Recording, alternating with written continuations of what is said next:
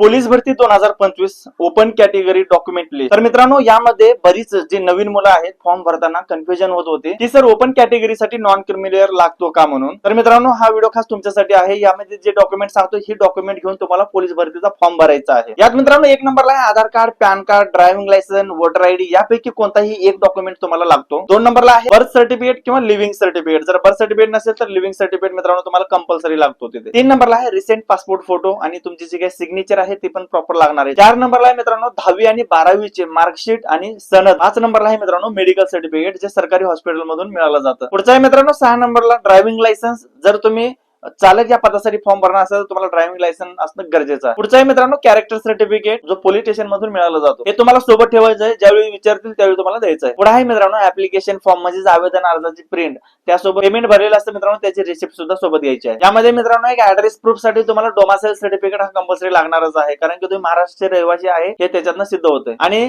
सगळ्यात शेवटी तुमचा जो कन्फ्युजन आहे नॉन क्रिमिलियर लागतं का मित्रांनो, ओपन कॅटेगरीसाठी नॉन क्रिमिलियर लागत नाहीये। तर मित्रांनो ही सर्व डॉक्युमेंट जर तुम्ही रेडी ठेवले तर महाराष्ट्र पोलीस भरतीचा ज्यावेळी तुम्ही अर्ज भरता त्यावेळी कुठल्याही प्रकारची अडचण येणार नाही। व्हिडिओ मित्रांनो भरती करणाऱ्या आपल्या मित्रांना शेअर करा, व्हिडिओला लाईक करा आणि मित्रांनो आपल्या आयडीवर नवीन असेल तर आपल्या आयडीला फॉलो करून घ्या। जय महाराष्ट्र।